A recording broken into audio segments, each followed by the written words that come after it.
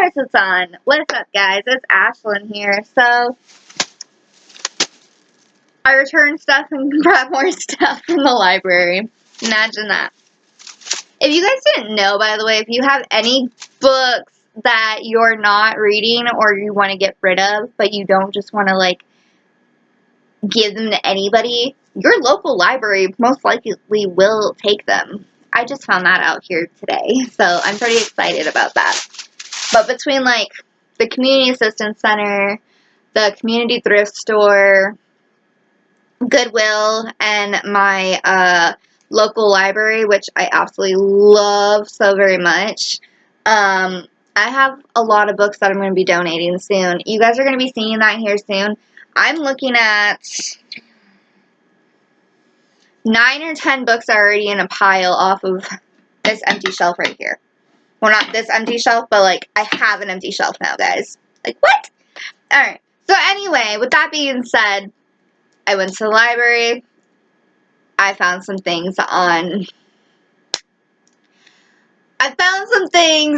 display. Go figure, right? And then I found a couple movies, and I had one thing that was on hold anyways that I had to pick up. I did miss one of my holds, and I'm very, very saddened about that, but I am back on the list for it. Just found out 5 days. That's all it is that it's going to be on the hold shelf. That's it. No more, no less. It's no longer a week like it used to be. I don't know why, but that's how it's going to go. Now that's how the cookie crumbles. But anyway, let me take a drink because this is not a sponsored video, but I do have my Taco Bell cup right here, so give me just 1 second. Alright, and let's get on with the books and a couple movies. Alright, so the first book I have is Bath House by P.J. Vernon. No idea what this is about. It's a thriller book, though. It looks super good. Like, if you see, this is actually a chick with her chin like this, and she has, like, an X right here on her neck, and, like, face kind of like that, yeah. So, this looks really good. No clue what it's about. A recovering addict from Indiana finally has everything he ever wanted: sobriety and a loving partner in Dr. Nathan Klein, a prominent Washington, D.C. trauma surgeon. Despite their difference in age and their disparate backgrounds, they built an enviable life together. They make the picture-perfect couple with everything to lose. Oliver shouldn't be visiting Haus, a gay bathhouse, but through the entrance he goes, and it's a line cross. Inside, he follows a man into a private room, crossing the final line. Whatever happens next, Nathan can never know. In the seductive anonymity of that room, Oliver's encounter goes terrifyingly wrong, and he barely escapes with his life, racing home in full-blown terror as the hand-shaped bruise grows darker on his neck. Oliver knows the truth will destroy Nathan and their life together, so Oliver does the thing he used to do so well. He lies. What follows is a classic runaway train narrative full of exquisite escalations, edge-of-your-seat thrills, and oh-my-god twists. P.J. Vernon's Bathhouse is a scintillating thriller with an emotional punch, perfect for readers curious to discover their next must-read novel. So, I don't know about you, but that sounds super good. Not only is it a LGBTQ book, it is also a thriller, and it also deals with a possible killer and a save yourself, try and get out alive type series. Not series, but type book. It looks really, really good. It deals with quite a bit, and I'm really excited for it. It sounded great. It looked incredible. So I hope that it's as good as it was hyped up to be. Alright, next up I have Break, Blow, Burn by Camille Paglia. It reads 43 of the world's best poems. No idea. It's pink and black and white. It just caught my attention. It says she is destined to become a landmark. In it, America's premier intellectual provocateur explores and celebrates a series of great poems of the Western tradition, including some surprising discoveries of her own. She brings new energy and insight to our understanding of poems we already know, such as masterpieces by Shakespeare, Donne, Shelley, Dickinson, Lowell, and Plath. She leads us to appreciate the artistry Ignore all that because that makes absolutely no sense. That's just talking about the author. Okay, so daring, rooted, entertaining, and infused throughout with Paglia's inimitable style and passion, this beautifully written book and the dazzling mind behind it will entice readers to begin or renew a passionate engagement with poetry. So I don't know what that was about. So it looks like this is a little bit about poems, but then it looks like it's a lot more about other things. So we stand. Alright, we're just going to get these bitch books out of the way. And when I say bitch books, I mean Bitch Doctrine by Lori Penny and Bitch Goddess by Robert Roddy. Literally, this is all I saw on display was bitch this, bitch that, bitch, bitch, bitch, bitch, bitch. Okay, like, I don't know why that it's such a thing, but it is, and I got them. So first off, we'll go with the last one that I picked up, which is Bitch Doctrine, Essays for Dissenting Adults. Alright, no idea what this is in regards to.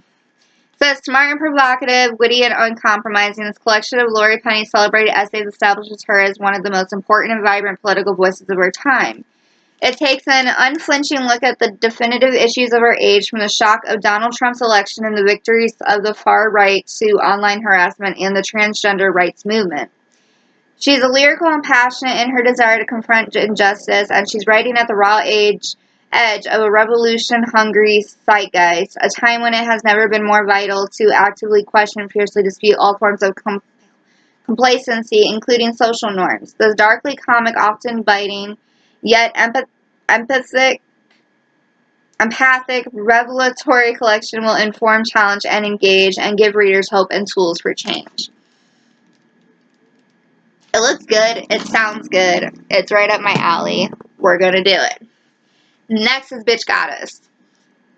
Robert Roddy turns his riotous wit on Hollywood sex and stardom, giving us a hilarious account of the on-again, off-again career of Viola Shute, the B-grade sex symbol who slept her way to the middle and slid downward from there. After making a big comeback on a nighttime soap, Viola decides it's time to pen her memoirs, but when her ghostwriter turns up some serious dirt, the Bitch Goddess fires him, and he turns the book into an unauthorized tell-all biography. Viola's star once again begins to descend, giving rise to such career-defining questions as, will she be asked back for a second season? Will she make Celebrity Magazine's Best Dressed list again this year? Will her agent ever return her calls? Sounds pretty good. Alright? And then the last book I have, and I'm so excited for this, I stand when I say this is my absolute favorite all-time Stephen King movie. You guys have never heard of it? You suck. Just saying. But,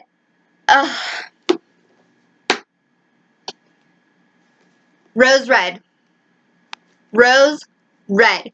If you know, like and comment down below because I'm very curious how many people actually know about Rose Red. Honestly, I love Rose Red so much. I found this on display today and I had a fit about it because I was like, oh my goodness gracious. It's the Diary of Ellen Rimbauer, My Life at Rose Red. You see that? My Life at Rose Red.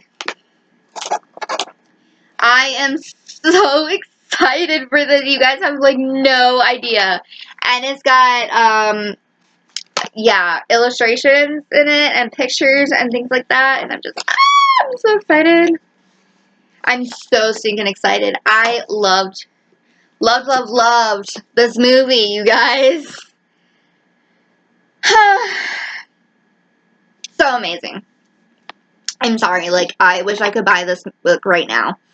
I would put this on my shelves. I would keep this for myself because I absolutely loved Rose Red so stinking much. Such a great movie. Oh my goodness. Okay. At the turn of the 20th century, Ellen Rimbauer, the young bride of Seattle industrialist John Rimbauer, began keeping a remarkable diary. This diary became the secret place where Ellen could confess her anxieties about her new marriage, express her confusion over her emerging sexuality, and contemplate the nightmare that her life was becoming. The diary not only follows the development of a girl into womanhood, it follows the construction of the Rimbauer mansion called Rose Red. an enormous home that would be the site of so many horrific and inexplicable tragedies in the years ahead. It is a rare document, one that gives us an unusual view of daily life among the aristocracy in the early 1900s, a window into one woman's hidden emotional torment, and a record of the mysterious events at Rose Red that scandalized society at the time. Edited by Joyce Reardon as part of her research, the diary is being published as preparations are being made by Dr. Reardon to enter Rose Red and fully investigate its disturbing history.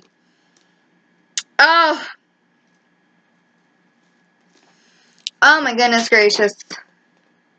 Copyright 2001. It's so good, you guys. You guys have no idea. And what's crazy is Rose Red is the female version of The Shining, which is a male version. Okay, the male version of The Shining. He goes mad. Johnny goes extremely mad. Okay, he goes mad in a hotel. Rose Red is a mansion that a woman gets tormented in. Tell me that is not insanely awesome. Alright, I'm sorry I'm so hyped up about this book, but I loved this movie so stinking much. If you can find this movie, let me know where, and I will be purchasing it because it was one of my absolute favorite Stephen King movies of all time. Yes. Okay, I'm done. Okay. Now, 1 second. Alright, sorry about that. I am calmed down now. My tongue is blue. Alright, and the last thing I got are 2 movies here. First one is Reckoning. Fear spreads like the plague. A big, loud, fiery beast of a film. No idea what it's about, but it looks super stinking good. So, I got it. You know, Reckoning. Always with a Reckoning, there's always something like supernatural or sinister going on. Love it. And then I got Kinky Boots. I've heard of it, but I've never actually watched it. So I'm kind of curious as to what it's going to be like in regards to. It says you change the world when you change your mind. Cyndi Lauper does music and lyrics. It's a book, a new musical inspired by a true story. So musicals are my thing, and these are my thing. So that's all I got. It wasn't like a super huge like haul or anything like that, which is great.